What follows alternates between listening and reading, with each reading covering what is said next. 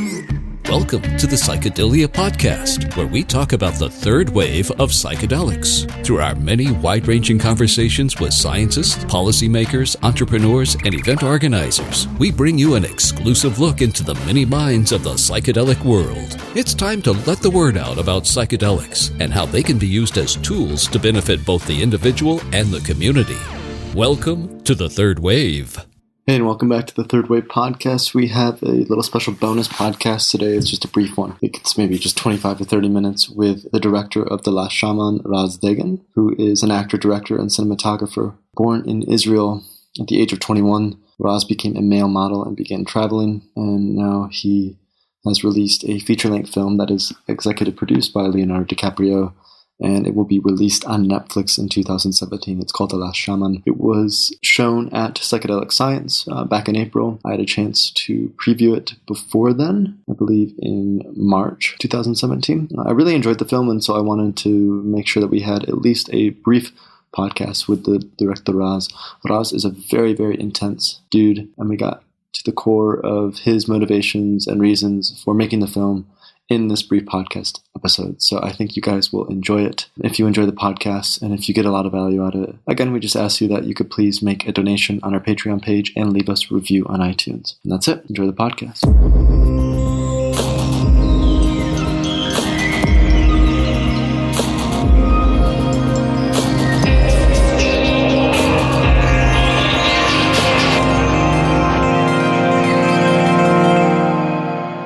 Tell me a little bit about how did your interest come to be, with this film, with The Last Shaman and the documentary. How did this come to fruition to some degree? I got drawn into ayahuasca basically after having 5 nights sessions with my mom and understanding the effects the medicine I had on my mom and really how it improved her day-to-day life, convinced me that there is something that I should dig myself into and investigate further. So I quit my job, went to the Amazon basin with an idea in mind of let's try to make a film about ayahuasca and shamanism and how we could actually sort of heal the world. That was the first intention. Sure. Then after that, things got a little bit deeper, and I understood that flashing dollars and having a camera in my hand is not necessarily the way to highlighting this argument, which there's much more than what meets the eye. And ayahuasca is a more complex industry than the actual ceremony itself. And I understood that by making a movie, I might actually be harming the medicine, the people treating the medicine, the local environment in the medicine, and actually sending, innocent people trying to get a bulletproof vest somewhere down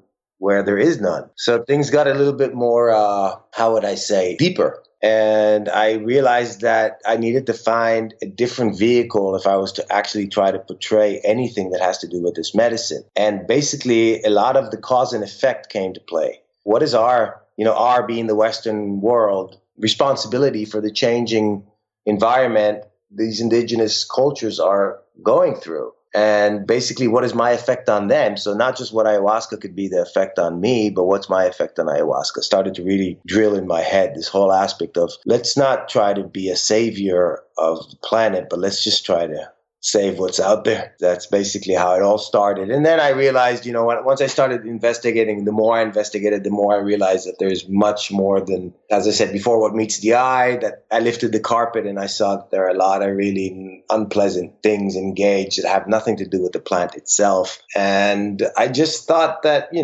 we really should claim responsibility for what we're doing before we actually set ourselves to throw ourselves on somebody else's lap and try to get some sort of a babysitting session with someone who's going to heal us. Everything seemed a little bit misleading. So basically, I'm not doubting or putting at doubt the power of the plant itself. That goes without saying. I mean, it's enough you basically respect the checklist, meaning you have a healthy diet before you go in, you really work on your intentions before you start setting out to go somewhere, you check that you don't have any cross indications that could harm you along the way, meaning you've taken SSRIs or you've taken any other substances before you attend any ceremonies, you investigated the shaman that you're going to sit with, you're in a clear set in settings where you feel comfortable and there's no fear involved, you have no expectations really, and it's all good. But then again, these things sometimes are left sideways, and what we jump into is just looking for something that could instantly change the way I feel. And in doing so, we empower a lot of lunatics and we hurt others without even knowing so. And so you mentioned some of these kind of things that are underground, they're seamy, they're part of the, the ayahuasca thing that publicly maybe we wish they weren't, because they're leading to really poor situations for certain people who are going down there.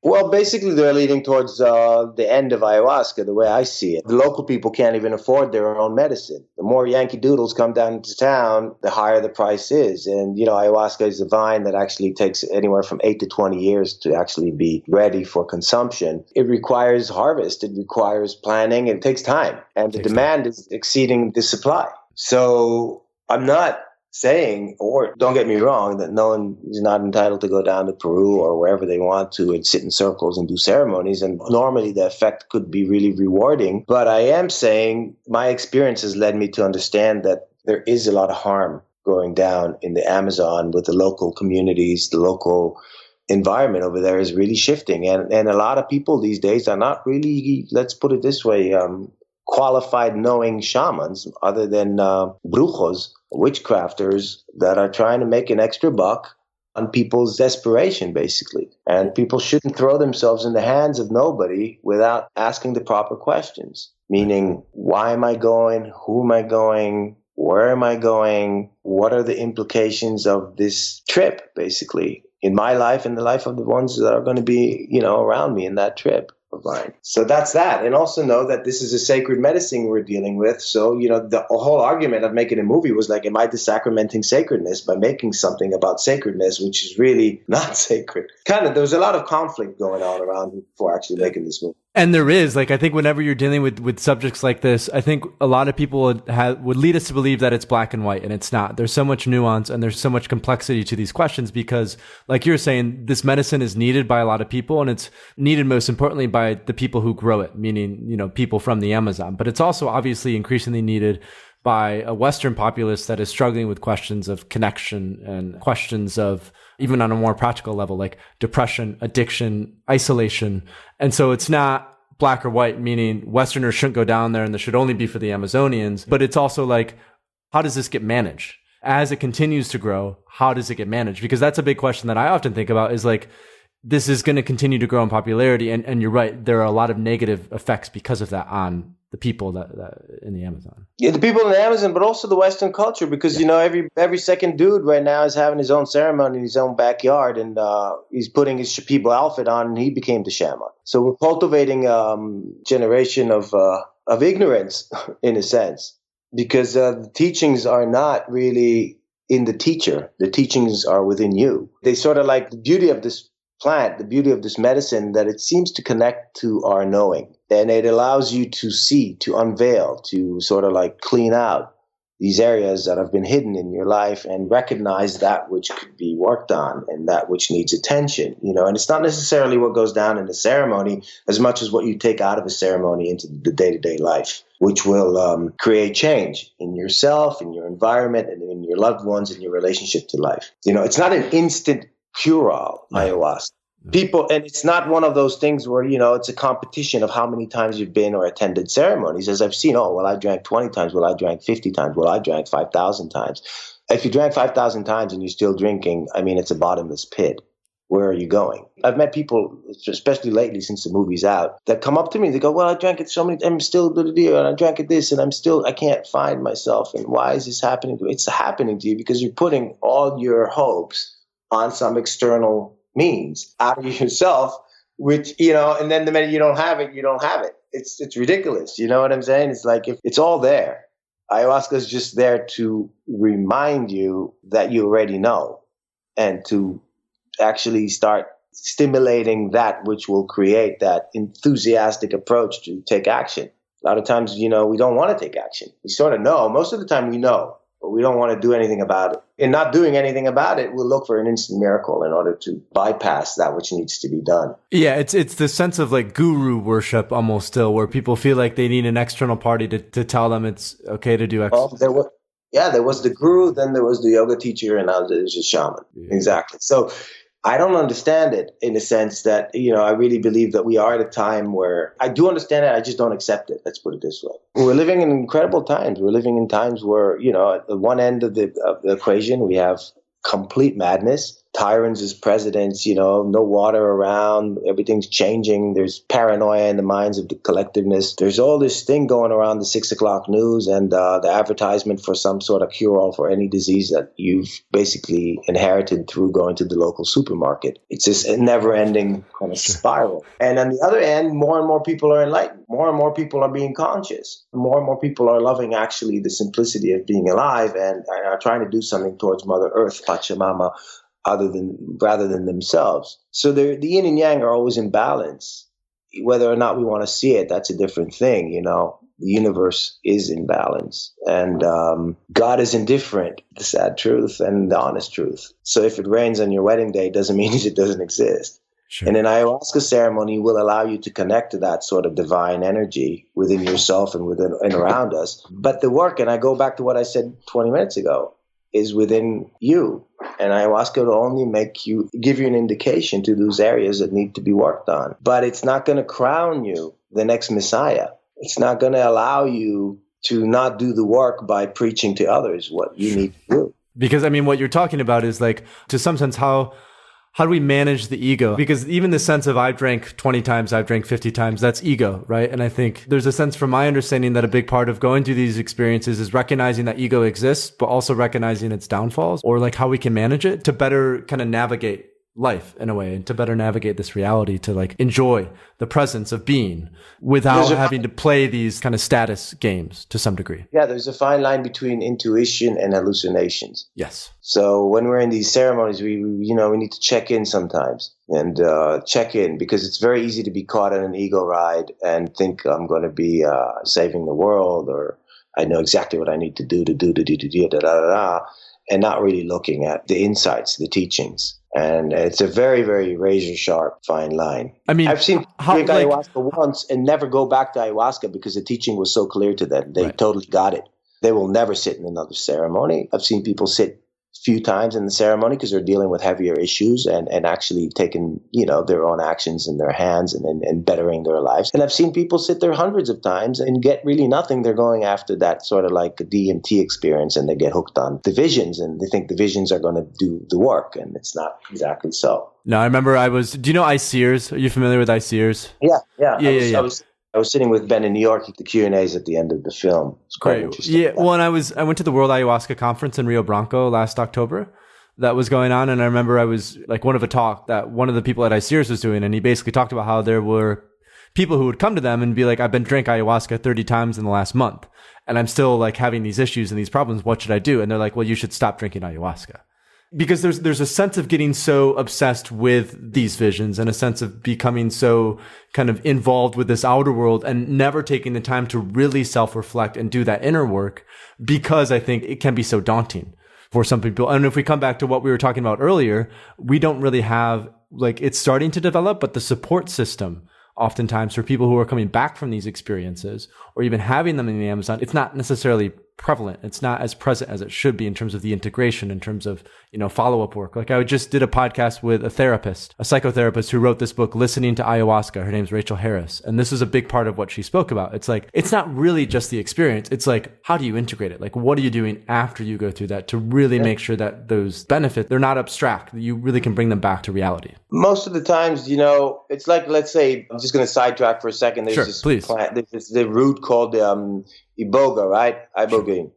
And that cuts any addiction within, a weekend, basically.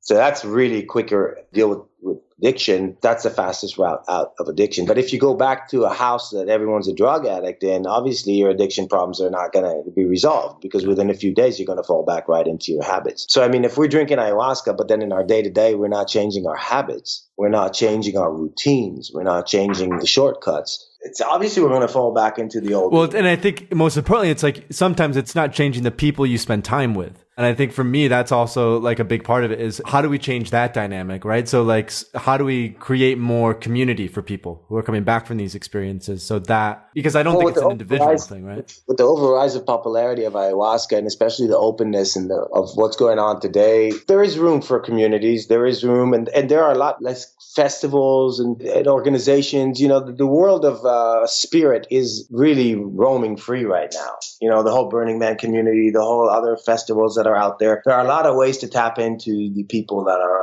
actually experiencing the same experiences as our own. Our own personal experience normally is personal and our own. But I mean, once we actually dive into the collective, we'll understand that everyone basically is searching actually just for the one thing, to be happy, to be healthy, to tap into their creative force and to try to be human. That's basically, it's pretty simple. And then, all roads lead to Rome, as they say, and Rome being just being present. It's presence. I think for me, It always comes back to presence. And being present, being aware, and being conscious. That's basically it. Without those three things, you're in the Lila, you're in the Maya, you're in the Samsara, you're in the Dharma, call it what you want. And these three elements in our lives are basically our birthright. And for some reason, we have lost the time that we're given when we're born. We should be timeless. And this consumption of time by this sort of like external means, especially today, by all this social media aspect. Social media? It's time consuming and it's an hallucination. There's no reality in it. Has caused a lot of suffering and is going to continue to isolate human beings and to create this sort of like dissonance, cognitive dissonance. And essentially, we go through what we go through. And as I said a while back, the universe is indifferent. It seems to be cyclical. Things happen in a cyclical nature, but there seems to be this process of things are getting better. And so I am an optimist. And that's why we're doing the work that we're doing. Because if we weren't optimistic, we can't sell the miracle cure. We can't push people into this sort of like movement when the movement itself is another sort of like, it's just another illusion. There could be a collective force which is going towards an objective, which is a peaceful objective, but it really needs to look at itself good before it does so. I'm curious more a little bit about your story. Like, what was your ayahuasca experience? How did you get into ayahuasca I've had the pleasure of falling into ayahuasca after a long journey. I walked the Silk Road by myself for like 4 months. I've been to Tajikistan, Pakistan, Afghanistan, China, into Tibet, Nepal, and I got like bronchopulmonito in my lungs. I couldn't breathe. My brother was in Goa. He suggested I get off the mountains. I got off the mountains. There was a shaman over there who had some ayahuasca. I've heard of ayahuasca a long time ago. I'm a great fan of Terence McKenna. I've always been listening to his stuff. We're talking about somewhere like 10 years ago. So I did the checklist. I wasn't doing any drugs. I wasn't doing any meat. I wasn't having any sex. I wasn't doing any of that other stuff. And I just jumped in there. And after a couple of nights of drinking ayahuasca, I basically vomited all the mucus out of my body. And I just was like amazed my body's ability to actually get rid of the sickness, the humidity. And after that, I continued drinking for a few more nights with this shaman. And it opened up all these emotional blockages. Because of my yogic background, I used to be a yoga teacher. It was pretty fast, this shortcut to nirvana aspect while I was in the medicine. It was like beam me up, Scotty. I was out there after everything was cleaned. I mean, after the physical was cleaned, the emotional was taken care of. The relationship with the world I live in was sort of like put in clear. Then the connection to the divine just exploded. As I said earlier, it sort of pressed on me to have an experience with my mom. So I got my mom in on it, and seeing the results with her sort of like were just what I needed in order to tip myself into this voyage, which lasted 5 years in the making and now 6 years of making this movie. While I was in the Amazon, I drank with over 50 shamans and sat in a few hundred ceremonies with different tribes, different settings. I just really wanted to experience myself. And everything was going uphill until I started to flip through some cases that were not as successful as my own and investigate them. And it was almost like, they say once you open that spirit portal, you can go in, but you can't get out. And in that, there's a lot of light, but there's also darkness. So it became pretty interesting because I needed to buckle up and go into the ride really using my Skywalker. It did get a bit crazy over there for a while. And you're talking you personally, or are you talking about? Yeah. No. I'm talking me personally. Yeah. Oh yeah. Because when you're open, you're totally open, but you're open for everything that comes your way unless you understand how to deal with that openness. There's a lot of rules that are being taught, but there's a lot of ways to basically, I believe, conduct this whole questioning within yourselves before you go there. There are a set of, you could put on an armor. It's sort of like a catch-22 because you need to be really open for that which comes in order to receive the teaching. But you also, once you start to dig really deep down inside, you realize that there could be a lot of things coming your way if you're that open. So that openness does not necessarily always is a guarantee for the good to just come in.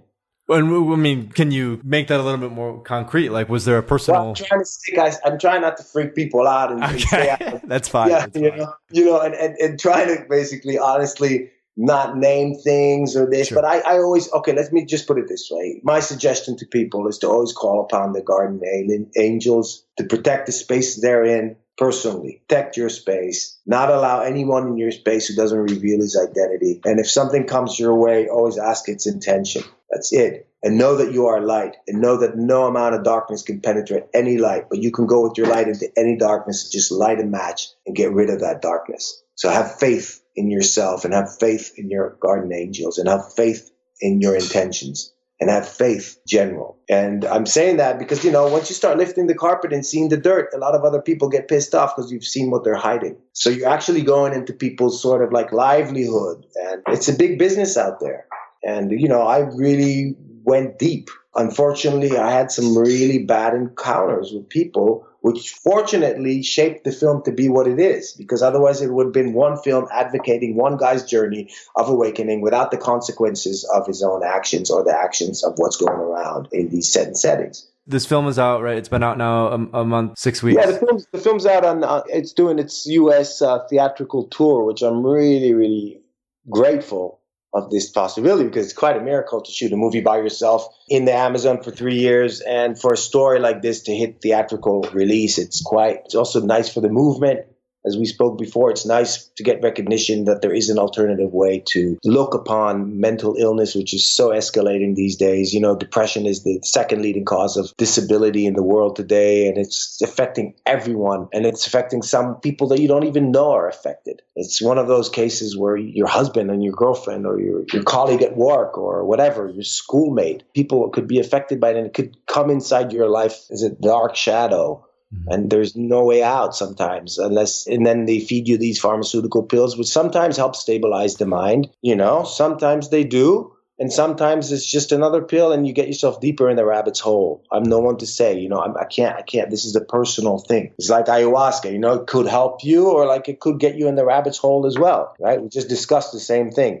Sure. Essentially, we are responsible for our own actions, whether they're good or bad. But it will shine light. And this film hopefully does shine light that there are different avenues, and that there is a way that you could actually try to gain a deeper understanding of what it is being human and your own true potential to create change in the world that we do live in, and that we all are part of something which is bigger than us. So I'm really happy this made theatrical. We are coming out Netflix worldwide the 1st of September. We do have amazing Leonardo DiCaprio behind us, executive producing in Netflix. Yeah. So this little dream of sharing something with the world and giving hope, essentially, to people that are hopeless is very gratifying. There's a lot of gratitude here. Yeah. Ton. And, if this film could help just to save one soul from committing an act that happens in a moment of great frustration or despair, and shine light on his own soul, then I will be forever grateful. Let's continue on that. Just kind of one more question. We can wrap up. What do you hope is the impact of this film? Like in terms of, you were talking about if it just helps one person, great, but bigger picture, bigger vision, like what do you hope in terms of this documentary, like its impact being for the ayahuasca community, for individuals who are doing this, that sort of thing? I can only hope, because it took so long to make this film on my behalf, that people that before they go in the jungle might want to watch the film and get what they can from this film, and then investigate a little bit deeper into the arguments this film sort of like solicitates.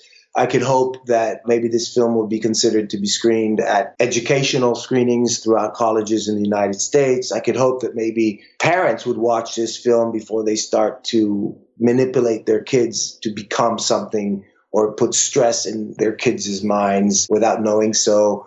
I could hope that we will respect more the indigenous rights of indigenous cultures, and that essentially hope that many, many, many people watch this film, especially the people seeking to penetrate ayahuasca world and set out on adventures into the Amazon. If I in the big league, if I can hope that this will actually help change legislation and create legalization of hallucinogenics as alternative means to improve mental illness, obviously yes. But so hopefully people that have that power to do so will have a look at this film, and maybe that will touch them on one level or another, because this film is not just about ayahuasca.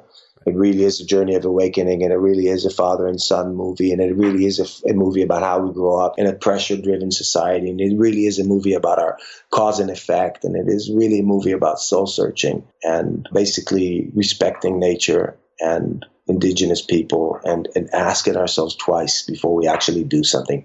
What's the cause and what's the effect of my actions? Yeah, and it was a beautiful film. You did a phenomenal job. It touched me a lot, and obviously that's why I wanted to do this podcast and this interview. And so I just want to thank you for putting all the time and the effort that you put into it to making this, because I think it's an important contribution, and I think it will help to shine lights in areas that have been ignored or that maybe we hadn't really wanted to address. And I think you're right. It isn't just about ayahuasca. It is about all of these other aspects of living in culture and a society that we live in, and the repercussions of having lived in that culture and society, and what are now ways that we can heal from that, and what are the upsides and what are the downsides to those ways. I think it's an honest look at all aspects. And I think that's important, because I think what's going on right now with psychedelics, there's a lot of optimism, not only with ayahuasca, but other things as well. And for some people, what that does is it's an over-optimism. And sometimes we lose sight of there are some not so great things going on as well. And I think a big part of continuing to bring this medicine to people and this healing to people is like recognizing that not everything is great, and saying we do need to continue to be active in addressing these things. And so I think your film did a phenomenal job in addressing all those things. Thank you. Thank you so much. I truly appreciate it. Thanks for listening to the Psychedelia Podcast with Paul Austin. Want more psychedelic information? Go to our website at thethirdwave.co and register for our email list and newsletter. Also, please consider donating to The Third Wave via our Patreon page. Donations make this podcast possible. Psychedelics have the potential to transform lives. By donating, you enable us to continue to inform people about the benefits of these powerful substances.